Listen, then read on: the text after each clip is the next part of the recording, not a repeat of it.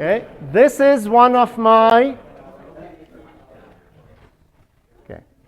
I don't have a movie for you here, but I'm going to narrate a story. Please don't fall asleep. I know my voice is very soothing and, you know, makes my kids sleep at least, but so I'm gonna narrate the story here. I don't have a movie for it. This is a very dear subject to me because I never learned it when I was growing up, believe it or not. And you'll understand why at the end of the semester, when we do our final activity in class, you'll understand why I never got to learn a lot of things. I had a lot of gaps in my education, but having the opportunity to teach this course, you know why they allowed me to teach it? I'm like, I don't even know what regression is. So I had to study regression. And I studied it from your perspective. From, you know, I have no idea what this is. And so, you know, very basic, introductory, kind of to build in from a gaps perspective. Like, I don't know this, I don't know that. And I put these slides together and these lectures together, you know, over the last 7-8 years. And I really like to teach this topic. So the topics, this topic and the topic on differential equations are my favorite to teach in this course. Right, so, okay, so we will begin with a story. Now, who's like a TV addict or like TV, I don't know what the right word is, the TV connoisseur, right? So, okay. So, and you watch things like Big Bang Theory maybe? No? No? Okay, are you, maybe I'm too old now, but are you like old enough to remember Bones?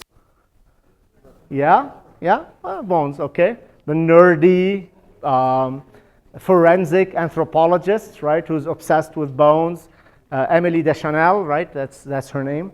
Her sister is an artist, but anyway, so it's very annoying character, but also very greatly satisfying. But anyway, so our story begins with a, now I cannot use the word bones, etc. for copyright purposes because YouTube is gonna, you know, kick the lecture off the platform. So we will just put the picture and say some forensic anthropologist is called to inspect a burial site.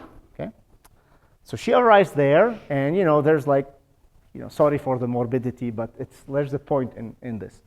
Okay, so she and her team, they start digging, and you know, they go with these brushes and start taking care of the bones, you know, digging them up cleanly, and they only find a few bones, including a femur.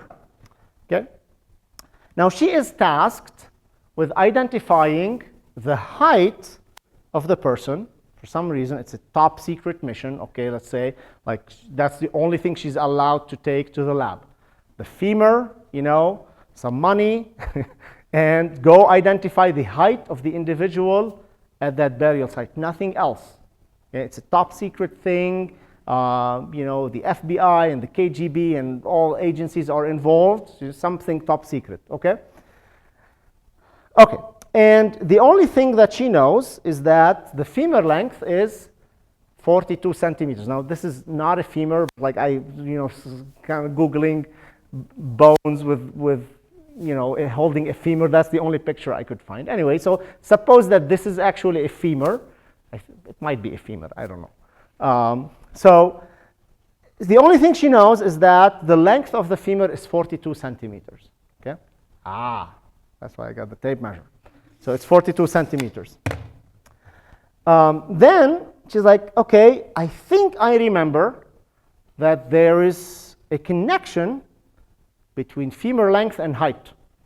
It's actually a strong correlation, a predictive correlation that you can predict someone's height just from measuring their femur. And that makes sense because the body mechanics, you know, your femur has to grow to support your height and mass, right, and weight, etc. So the femur is going to grow to support you correctly. There's genetics involved, nutrition, all of that. But it still all goes into that bone, which is an incredible realization. So she rushes to her anthropology book and digs up some data relating femur lengths to a person's height. So she gets this data, puts it in a table, and she plots it in Python. Okay, because she knows Python, and Python is cool.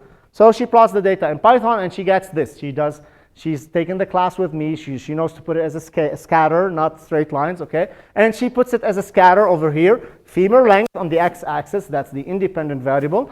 Person's height, that's the dependent variable. Because she's given the femur length, she wants to predict the person's height. So the person's height is the dependent variable. Femur length is the independent variable.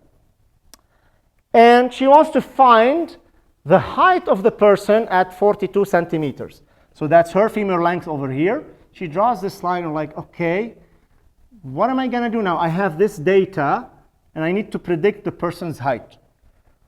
Well, she's like, okay, I can do linear interpolation here, but what if I do linear interpolation here? Like, why choose these 2 points versus those 2 points? She's like, okay, this is confusing. Let me remember my numerical methods. So she did linear interpolation and got this crappy plot, which doesn't make sense, right? Because the data is weird. The data is not nice like density and temperature. Human data is all over the place, right? Because we have so many parameters we don't know about. I'm like, yeah, obviously, person's height is not only dependent on femur length. There's a bunch of thousands of other variables.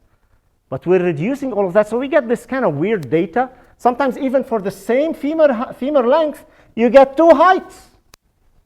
That's weird, right? Maybe someone was drinking more milk as a kid than the other person, right? And they ended up being a little taller for the same femur length. I don't know, okay?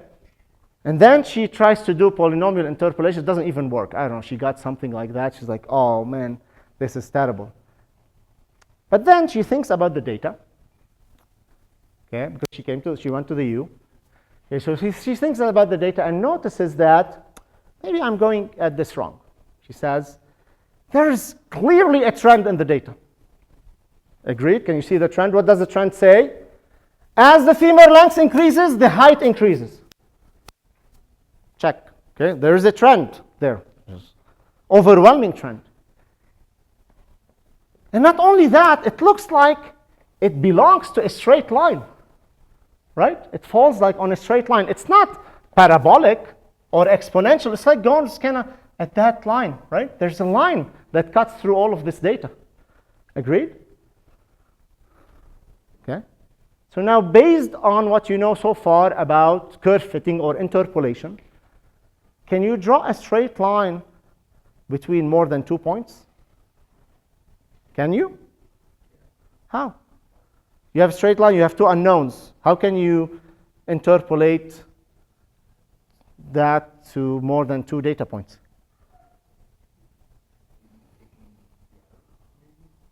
But that's not interpolation. Based on what we learned so far about interpolation, can you draw a straight line between more than 2 points? No. No. There's no question about no, you can't. In real life, you can't draw a straight line between more than 2 points unless all the points are aligned, which is a very special case. But if I give you 3 points, you can't draw a straight line that goes through all of those points. It's impossible. Just basic geometry. Okay? So specifically, it's not possible to perform interpolation to a straight line with more than 2 data points. Now, finally, she realizes that, because she's taken numerical methods here, she decides to do what's called regression on the data. Okay, so now we're starting to introduce the meaning of regression. Do you know what regression means? And it's like hypnotic regression or something, or regression to the mean. What does regression mean? Have you heard of this word before? In high school? Okay, what do you think it means? During what? In statistics? Was it in high school? Yeah. Okay. Pretty much just a line that fits, there's a specific value you can take that kind of predicts the correlation between a line that models the point. Okay, that's it. I want to lock in that models the point. Okay, so who else has heard of this word regression and this resonates with them? Okay, what do you think, Zach? So I remember, it's been a long time, but I remember... Looks like regression is related to, like, I'm going to hypnotize you and draw the... I remember, like, I can't remember when, it could have been high Doesn't matter. Yeah. Maybe like freshman year, maybe last year, but I don't remember. But I remember like we had like a data plot and like had this same pattern. And we just, line in the middle. They said draw a line in the middle, and then here's the spot. You know, we want to find like we have like 52. You go up, and then that's your. Okay. But I forgot The meaning. Okay. Yeah. Okay. Ashton, you had it? No. I was going to say similar thing. I Similar think I've heard thing? the word, Okay. but Okay. I've seen the graph, but Okay. I don't know more than that, so. Anyone else? Okay. My understanding is a regression line is more of like a trend line. Okay. So trend model, 2 words. Okay. Lisa? It's also been a long time, but all I remember is like how off those points are from the model. How? Pardon me.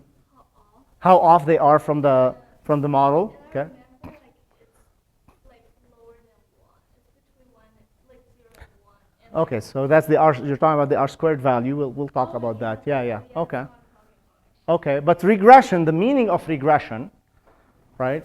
I want you to come out of this understanding what you are doing when you do regression, so that you don't have to remember the techniques, but you just remember what regression is doing. And what I got from here is the correct terminology, the word model and trend of the data.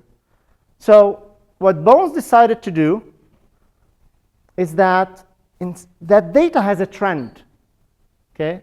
And we know interpolation is not going to work here because the data is all over.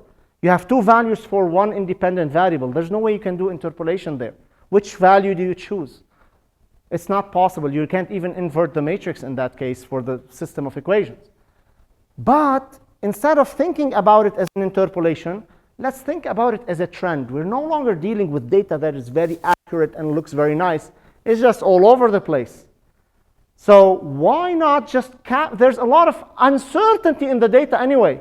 So I don't need to capture it exactly, but I want to capture the trend of the data. I want to capture a model. I want to make a model of this data that just kind of captures that trend. Okay, and that's exactly what regression does. We're outside of the world of interpolation now, and we're going into the world of actually data modeling. We're going to model the data because data in real life almost always looks like this, especially when it's related to like direct measurements with error, measurements on humans, etc., or animals. You get data that looks like this. It's all over the place. You cannot interpolate it. You have to find a model for it. And what she does what's called regression, and she finds that she can model the data with this green line, and the formula for that green line is x is y, the value, the height, in other words, equal x, which is the femur length, plus 123.2 centimeters. Okay? All right? So she finds that formula over there. And now I want some volunteers to grab and measure their femurs. So this is the femur length from here to here. What do I have? This is in inches. So I got like what, 16 inches? Okay? All right. Go ahead. Measure, apply the formula, and see if it's consistent with your height. Okay, you don't have to share the information with us unless you want to. Like plug it into a calculator, and let's see if that works. Now this data doesn't take into account demographics and ethnicity and gender and all of that. It's just like a bunch of average data, so there's going to be an error. Okay, but let's see how close it would be. So I want to see where mine ends being. So I have meters. Okay, calculator. Meter. 3.64 plus.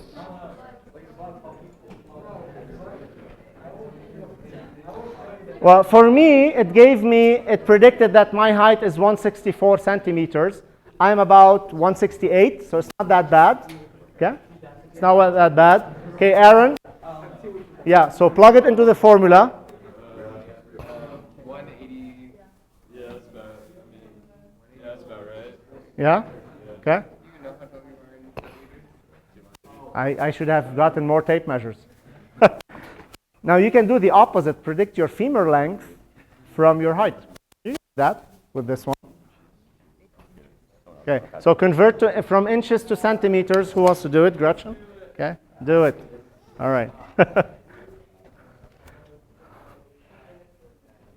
We will repeat this activity in statistics. We'll spend more time on it. We'll actually collect some data from you, and we'll build our own kind of data set.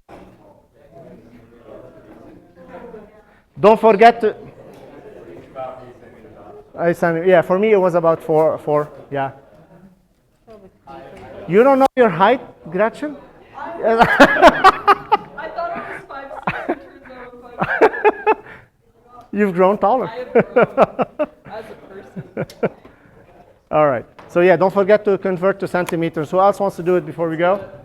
Okay.